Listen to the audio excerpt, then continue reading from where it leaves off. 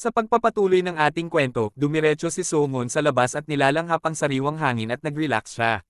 Sa oras na ito, lumilipad sa langit ang kanyang ibon upang salubungin siya. Sumigaw si Songon sa tuwa kay Ironblood at sinabing natutuwa siyang makita siya. Kumusta siya nang wala siya? Inungunat ni Songon ang kanyang kamay sa gilid at sinabing lumipad ito sa kanya. Ngunit ang ibon ay tumalikod sa isang sandali. Agad namang nagulat si Songon at tinanong kung ano ang mali. Siya iyon, nakalimutan na ba niya siya ng lubusan? Sinagot ng lolo ang kanyang apo na dahil sa bloodlust na ngayon ay bumabalot sa kanya. Ngunit ang mga sugat sa kanyang katawan ay masyadong malubha at kailangan muna nilang ayusin siya. Sa oras na ito, ang lolo ay nagsimulang gumawa ng gamot para sa kanyang apo at tinakpan ang lahat ng kanyang mga sugat ng mga bendahe. Pagkahanda niya ay sinabihan niya ang kanyang apo na inumin ito. Agad na kinuha ni Songon ang tasa at agad na ininom ito. Sinabi ni Songon kay lolo na ang herbal concoction ay ginawa ng may puso. Pero dahan-dahan siyang gumagaling kaya siguro hindi nagsumikap si lolo. Hindi inaasahan ni lolo ang mga ganang salita at tinanong ang kanyang apo kung paano ito. Hayaan siyang makaramdam ng kaunting awa kay lolo. Nandito sa naggumagawa ng gamot para sa kanya at ganito siya tumugon. Sinubukan ni lolo na sumuntok ngunit naiwasan ito ni Songon at sinabing nakikita niya ang kaluluwa ng kanyang lolo na bumubuho sa kanyang mga kamao ngayon. Sinabi ni lolo kay Songon na nababaliw na siya. Kaya yun lang ang natutunan niya sa kuweba. Anong uri ng mga layunin ang itinakda niya para sa kanyang sarili? Tanong ni Songon kay lolo hindi ba niya maaalis ang bloodlust niya. 4 na araw siyang gumugol sa masamang kuweba na iyon at ang kailangan lang niyang gawin ay bigyan siya ng dahilan para sabihin sa kanya.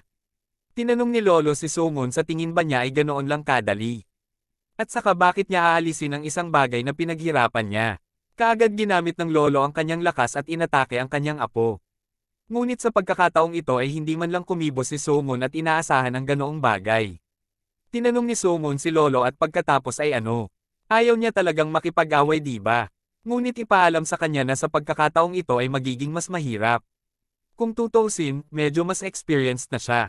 Agad na tumawa ng malakas si Songon, naisip ni lolo na hindi ito nakakatawa. Medyo natakot pa siya, umupo si lolo sa tabi niya at sinabing atras muna siya sa ngayon. Ngunit hayaan silang gumawa ng isang bagay upang maalis ang lahat ng bloodlust na kanyang nabuho. Sumagot si Songon na ang kanyang lolo mismo ang nagsabi na hindi dapat alisin ang kinita ng isa sa pamamagitan ng pagsusumikap. Tanong ng lolo sa apo, may natutunan ka ba tungkol sa ki? Ngunit ngayon kailangan niya matutong kontrolin ang kanyang emosyon. Upang matutong gamitin ang kanyang bloodlust sa tamang sandali lamang. At biglang natahimik si Songon, at sinabi ng kanyang lolo na ano ang silbi ng wolf step kapag ganito kakatanga. At kaagad silang tumungo sa talon at sinabi ni lolo, kay Songon na dito ka mag-cultivate ng iyong panloob na ki. Sinabi ni Songon sa kanyang lolo na napakalamig pa rin ng panahon. Kailangan ba talaga niyang pumunta sa ilalim ng talon? Sumagot ang lolo sa kanyang apo na kapag nag-cultivate ka ng Heart Sutra visualization sa ilalim ng talon ang iyong bloodlust ay mawawala. Nagulat si Songon sa sinabi ni lolo kaya dumiretso siya sa gawain. Nagnilay-nilay siya sa ilalim ng tubig. Nakaupo sa ilalim ng tubig, si Songon ay nagsimulang manginig sa lamig na maging ang kanyang mga ngipin ay nagngangalit. Narinig ng kanyang lolo at sinabing gusto mo bang mamatay sa lamig, sinabi sa kanya na pagsamahin ang kanyang sarili at mag-concentrate. Nakita ng lolo na hindi pa nakakabisado ng kanyang apo ang Heart Sutra visualization.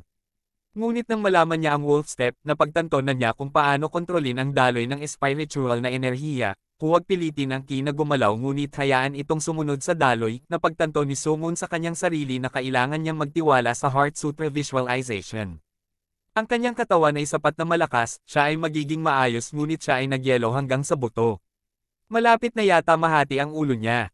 At ngayon ay malamang namamatay siya at ngayon ay hindi niya napagtanto kung ano ang nangyari. Nagsisimula ng umuugong ang lamig. Hindi kaya, salamat sa discarding ito, ang buong mundo ay isang malaking ilusyon sa kanya at pagkatapos ay natanto ni Songon na dapat niyang dagdagan ang kapangyarihang ito. Ang malakas na enerhiya ay nagsimulang bumalik sa kanya.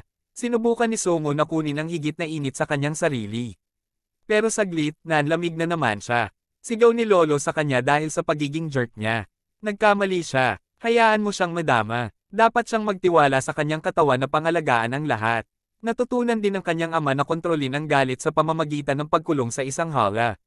Sinabi ni Songon na ang lahat ay mapupunta sa impyerno na matay man siya o nabuhay sa labas nito. Agad na hindi nakaimik si lolo nang makakita siya ng ganong himala. Ginamit ni Sumo ng kanyang diskarte at pinalibutan ang kanyang sarili ng init.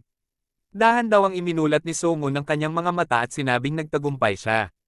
Agad namang nakahinga ng maluwag si Lolo sa sandaling iyon. Agad na lumabas si Songon sa tubig at sinabi sa kanyang lolo na hindi naman malamig sa loob ng talon ngayon. Kaya't bago pa man siya makalabas sa tubig, hinampos siya ni Lolo sa ulo at sinabi sa kanya na siya ay isang malaking dummy. Tinanong siya ni Songon kung bakit niya siya sinaktan. Sumagot ang Lolo sa apo na parang hindi niya kilala. At sinabihan siyang magtiwala na lang sa agos at magpahinga.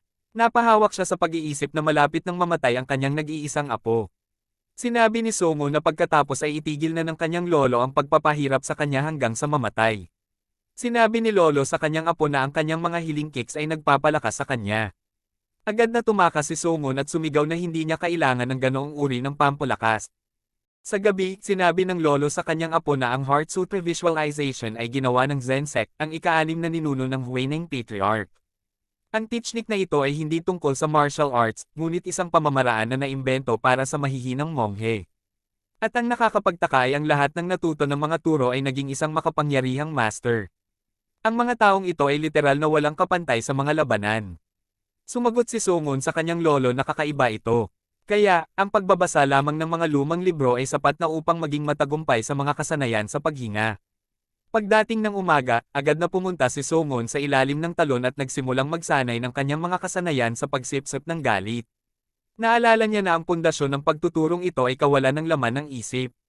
Kung gagawin niya ang lahat dahil lamang sa pansariling interes at para sa kapakanan ng merito, hinding-hindi niya matatapos ang kanyang pag-aaral. Sinabi sa kanya ng kanyang lolo na ang katotohanang dapat niyang pagsikapan ay ang kawalan ng labis na pag-iisip, walang bayad sa paggawa, at hindi pagkamakasarili ng pagkilos. At kahit hindi siya magtagumpay, sa huli ay makakamit pa rin niya ang kaliwanagan. Kailangan niyang matutunan ang mga turo ng Heart Sutra bago siya lumabas sa mundo. Hayaan si Songon na ayusin ang kanyang mga iniisip. Magbukas tulad ng isang perpektong tao at pagkatapos ay gagana ang lahat. Pagkaraan ng ilang oras, ang patlang ng kuryente sa ilalim ng tubig ay ganap na natakpan, ito ay kumikinang ng napakalakas at maliwanag na ang buong bagay ay maaaring masunog. Nakita ni Lolo ang lahat at sa isang sandali ay natigilan sa pagkamangha.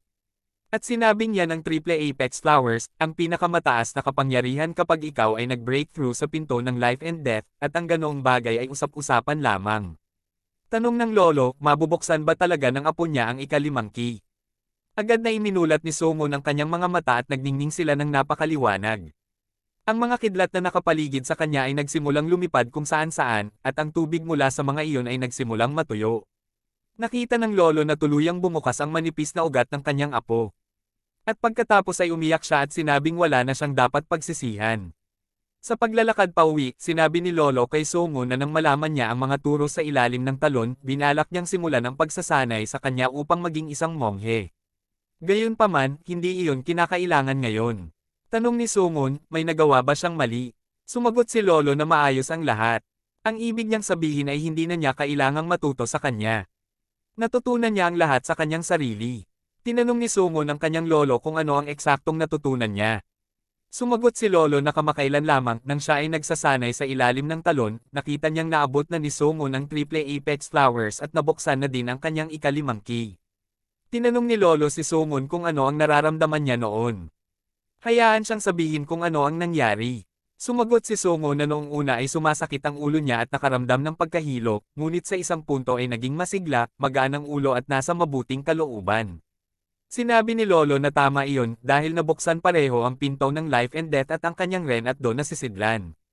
Kahit na nagsusumikap para sa kaliwanagan sa buong buhay ng isang tao, napakahirap ding makamit ang resultang ito. Naging mausisa si Songon at nagtanong, hindi ba magandang bagay iyon? Sumagot si Lolo na sasabihin niya na ito ang pinakadakilang martial artist na itinuturing itong isang himala. At pagkatapos ay nakita ni Songon ang kanyang alagang hayop na si Ironblood at sumigaw na lumapit siya sa kanya, at agad na inilahad ang kanyang kamay. Agad siyang lumipad at umupo sa braso nito. Sinabi ni Songon na matagal na niya akong iniiwasan, ngunit ngayon ay magkaibigan na naman sila, tama ba? Sinabi ni Songon, kay Lolo na panoorin din ito. Mukhang nawala na ang bloodlust. Sinabi ni Lolo na dahil nabuksan mo ang pinto ng life and death at nalinis ang iyong mga maliliit na ugat, kaya natural na ang iyong bloodlust ay inalagaan. Gayunpaman, ito ay lubhang kakaiba. Tinanong ni Sungon ang kanyang lolo kung ano ang kanyang pinagsasabi.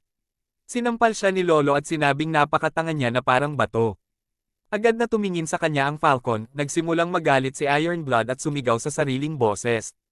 Hiniling ng lolo sa kanyang apo na sabihin sa kanya kung paano niya ito nakamit, boses. Hiniling ng lolo sa kanyang apo na sabihin sa kanya kung paano niya ito nakamit.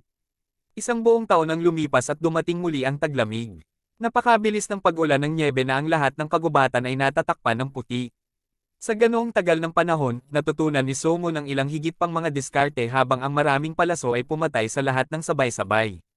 Sinasabi ni Lolo sa kanyang apo na nararamdaman na niya ang hangin at madali na lang niyang natatamaan ang mga gumagalaw na target. Muli, mukhang natutunan na niya ang mga basic sa archery. Tinanong ni Sungon ang kanyang lolo, ano ang mga pangunahing kaalaman. Sinabi ni Sungon na siya ay isang first-class archer na hindi nagmimas, kahit siya ay pamana habang ginagamitan ng wolf step hindi siya nagmimas, kahit ang multi-shot na may 3 palaso hindi siya magmimas. Pagkatapos ay binatukan siya ni Lolo at sinabihan siyang huwag magpakatanga. Sinabi ni Sungon kay Lolo na ito ang totoo, hindi ba? Sinabi ni Lolo na ang key-guided arrow ay ang tunay na tuktok ng archery. Sinabi ni Sungon na narinig niya ang key-guided sword, pero hindi ko maintindihan kung paano habulin ng isang palaso ang isang tao tulad ng isang ahas. Sumagot si Lolo na nangangahulugan ito na kung posible ang paraang ito, posible ang paraan na iyon. Marunong na ka bang manghuli ng walang palaso? Sumagot si Sungon, ha? Imposible yan. Sinabi ni Lolo na ang formless firing ay ang tuktok ng archery. Sinabi ni Sungon posible ba yon? Please ipakita mo sa akin. Sinabi ni Lolo na ang apex hunting technique ay ang kanyang limitasyon. Ngunit mayroon umabot sa tuktok ng archery yon ay ang ating mga ninuno. Napagtanto ni Sungon na kahit walang mga palaso ay magkakaroon lamang ng tunog ng bowstring. Tinanong ng lolo ang kanyang apo kung ilang taon na siya ngayon. Sumagot si Sungon na 17 na siya. Sinabi ni lolo na sa pamamagitan ng pag-unawa sa wolf step at multi-shot ay magagawa mo ang apex hunting technique. Sinabi ni Lolo kay Sungon na bukas, sa madaling araw, pupunta siya sa nayon ng patriarch ng kanilang pamilya, nang direkta sa Divine River Hidden Village. Ang mga sikreto ng Wumi technique at ang triple unity sword style na naiwan ng kanilang ika-17 na ninuno ay itinatago doon. At pagkatapos ay inabot niya kay Sungon ng isang notebook at sinabihan siyang kunin ito. Ang hindi kapani-paniwalang aklat na ito ay naglalaman ng lahat ng mga pangunahing kaalaman sa pamamaraan ng pagpapabuti ng panloob na enerhiya. Pagdating sa lugar, sinigawan ni Sungon sa kanyang mga ninuno na siya ito, ang kanilang ina po si Yulji Sungon, nilalayon niyang makamit ang isang layunin na nasa kanilang mga puso mula pa noong simula ng kanilang pamilya. Hinihiling niya sa iyo na bukas palad na gabayan siya sa tamang landas sa kanyang pagsisikap. Nagsimula siyang magpatuloy, at sa bangin, bigla siyang huminto at sinabi na ang pagtingin lamang sa ibaba at pagkuha ng espiritu ay kapansin-pansin. Nakita niyang may mga baging dito, humawak dito ay bumaba siya ng kaunti at nakita ang lagusan kung saan kailangan niyang puntahan. Ito ay ang tarangkahan ng malaking bulwagan ng pamilyang Yulji. At pagkatapos ay pumasok siya sa loob at naramdaman na may kung ano dito. Agad siyang nagkaroon ng nakakatakot na bloodlust. Agad namang nanginig si Sungon, at tinanong kung ano iyon. Ito ba ay isang uri ng mabangis na hayop? At pagkatapos ay nagpasya siyang makita kung sino ang mas malakas. Tumungo si Sungon sa kaloob-looban at nakaramdam ng napakalakas na bloodlust na kahit siya ay hindi na niya ito kayang labanan. Binuksan ni Sungon ang kanyang nagninangas na mga kamay at sinabi na tulad ng kanyang naisip, salamat sa Hisart Sutra visualization, ang bloodlust ay nawala. Sumigaw si Sungon na ang pamamaraan na ito ay tunay na kailangan. At pagkatapos ay nakakita siya ng isang napakaliwanag at ang hindi kapani-paniwalang enerhiya na ito. Sinubukan ni Sungon na harapin siya, pagkatapos ng lahat, ayaw niyang matalo sa labanang ito. Pero napakalakas niya kaya hindi man lang siya makahakbang. Napaatres si Sungon at biglang napaupo sa gilid, at iniisip kung naabot na ba niya ang kanyang limitasyon. Ngunit pagkatapos ay nakita niya ang isang bagay na pamilyar sa kanya at natigilan. Agad namang sinabi ni Sungon na nakakamangha. Paano ito magiging posible? Ito ay mga diskarte sa martial arts. Habang papalapit siya, may kakaiba daw. Anong uri ng hindi maisip na enerhiya ang nagmumula sa mga kwadro na gawa? Ngunit pagkatapos ay nakita niya ang isang kahon na nakalatag sa harap ng mga scroll. Bumaba siya at sinabing ito ay isang pamana ng pamilya. Agad itong binuksan ni Sungon at nakitang may pana sa kahon. Pero nung pinulot niya, sobrang bigat. Sa pagsusuri sa pana, ay nakita niya na ito ay isang talampakan lamang ang haba, ngunit tumitimbang ng mahigit 100 libra. Paano mo ito ginagamit? Kailangan ko munang hawakan. Nakita niya na hindi lang isang pana ang nasa kahon, kundi isang notebook din, na naging interesante sa kanya. At kaagad niyang sinimulan itong basahin. Nakasulat sa notebook na ang dating may-ari ng baw ay tinawag na Yuljiak. At mahal na mahal niya ang kanyang pana, ngunit mas mahal niya ang kanyang espada. Ngunit sa kasamaang palad ay nasa 40s na siya. Medyo huli na para magsimulang mag-aral, gaano man kalaki ang gusto mo. Gaya nga ng kasabihan, ang pagiging magaling sa isang bagay ay hindi nangangahulugan na magiging magaling siya sa lahat. Ngunit dahil ganap niyang naranasan ang pangunahing sandata, nagpa siyang huwag sumuko pagkatapos ng lahat. Lumipat sa isa pang pahina, nabasa ni Songun na pagkatapos ng 20 taon ng pagsasanay, sa wakas ay nakagawa na siya ng sarili niyang estilo ng Triple Unity Sword Style. Dahil ang pamamaraan na ito ay katangi-tangi sa uri nito, itinuring niya itong pinakadakila. Nagulat si Songun at sinabi na ang lalaki ay isang medyo makasarili na tao, ngunit may isang kapintasan sa estilo ng lalaki. Kung mahina ang kanyang panloob na enerhiya, pagkatapos ay gamit ang estilong ito, gagamitin niya ang lahat ng kanyang lakas sa isang laban. Gayon din, sa mahinang ki, ang pag-aaral ng estilong ito ay magiging napakahirap. Sa makatuwid, ang kanyang susunod na hakbang ay lumikha ng isang espesyal na paraan ng paglilinang. Paghinga, iyon ang batayan ng anumang pamamaraan. Marami pa siyang dapat gawin, at lumulubog na ang araw sa ilalim ng abot tanaw. Kaunti na lang ang oras na natitira, ngunit bakit siya nakatutok dito? Dahil kapag namatay siya, walang natitira kundi ang kawalan ng laman. At ngayon ay oras na upang iwanan ang lahat ng mga kalokohang gawa-gawa at tamasahin ang mga labi ng isang kumukupas na buhay.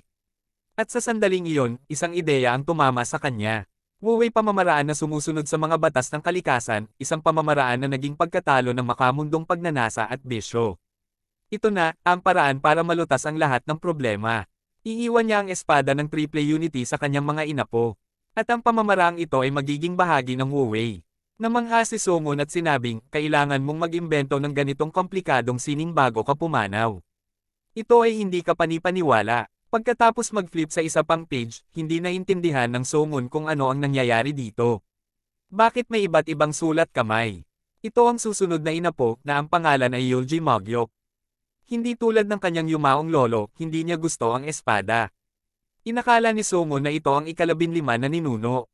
Kakaiba talaga yan. Kung tutusin, sinabi ng kanyang lolo na siya ang unang pumasok sa bulwagan na ito pagkatapos ng ika-17.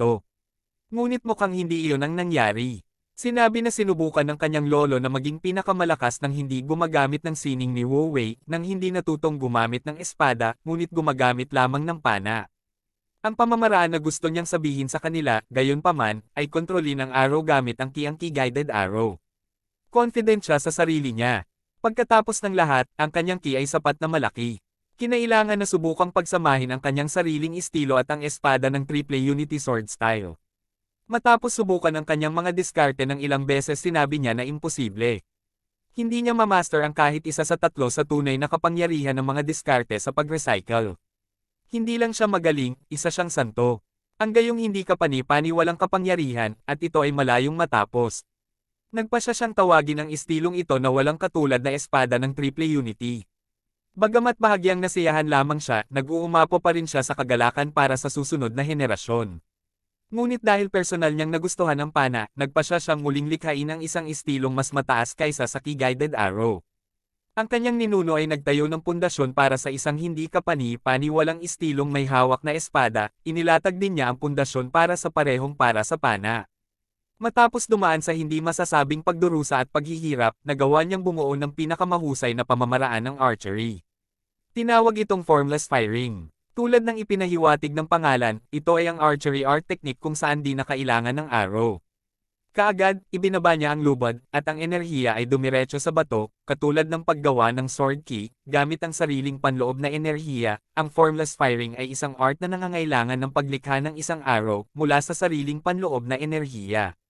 Napakalaki ng enerhiyang ito na walang makakalaban dito, at maliliit na bato lamang ang naiwan. Nang basahin ito ni Songun sinabi niya na ito ay tunay na hindi maisip na kapangyarihan. Kaya hindi nagsisinungaling si Lolo sa kanya, ngunit hindi tulad ng espada.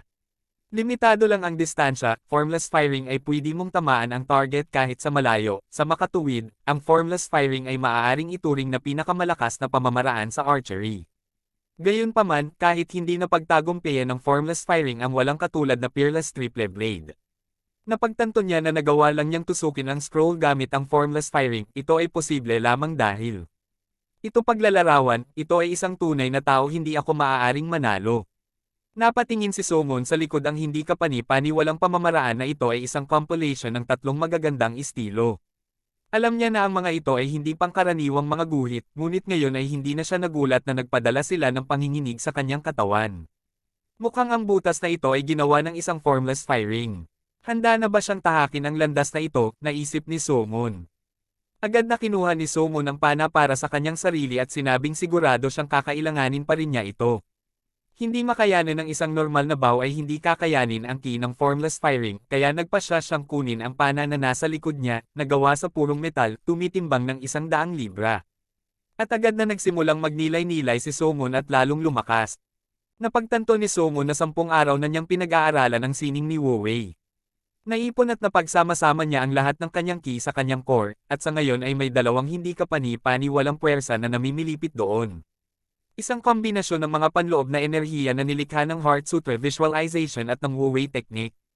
Landas ng Wu Wei ay hindi biro, ang lakas nito ay kagaya na ng Heart Sutra Visualization sa loob ng 10 araw. Napagtanto na ngayon ni Somon na ang dalawang ki ay nag-aaway sa isa't isa. Kailangan niyang magpasya ngayon kung ipagpapatuloy ang pagsasanay o otres. Naalala ni Somon ang mga salita ng kanyang lolo na marami sa kanyang mga ninuno ang napilayan ng kanilang sarili sa pamamaraang ito. Kung naramdaman niyang nagsimulang mag-conflict ang kanyang mga ki, pinakamahusay na sumuko habang posible pa. Naisip ni Somon sa sandaling iyon, ano ang dapat niyang gawin. Ayaw niyang sumuko sa kalagitnaan. Maniniwala lang siya sa Heart Sutra Visualization. At ngayon ay oras na para magsimula siya. Nagpasya si Somon na gumagamit siya ng Wu Wei Technique. Ngunit hindi niya inaasahan na magiging napakahirap na kahit ang enerhiya ay mapunit siya. Pakiramdam ni Somon ay sesabog na ang kanyang katawan. Ngunit nagpasya siyang huwag sumuko at pumunta hanggang sa wakas. Nagsisimula ng mag-alinlangan si Somon na ito ay isang hanggal na ideya. At ang mga bagay ay lumalala. At ngayon ang kanyang buhay ay nakataya, kaya kailangan niyang magdesisyon. At pagkaraan ng ilang sandali, huminto si Somon at sinabing ginawa niya ito. Kung ang dalawang lakas ay nagtulak sa isa't isa, naabot na niya ang kanyang wakas. Gaya ng inaasahan mula sa Heart Sutra. Ito ay may kakayahang sumanib sa iba pang martial energies. Nag-isip si Somon at nagtaka kung naabot niya ang limitasyon ni Wu Wei. Pero dito, hindi niya inaasahan na buong oras na siyang nakatayo sa ere, nagdesisyon na lang siyang tumayo at ang kanyang katawan ay pumailang lang sa hangin. Mukhang oras na para sa Peerless Triple Unity Blade. Bigla niyang naisip subukan ang formless firing.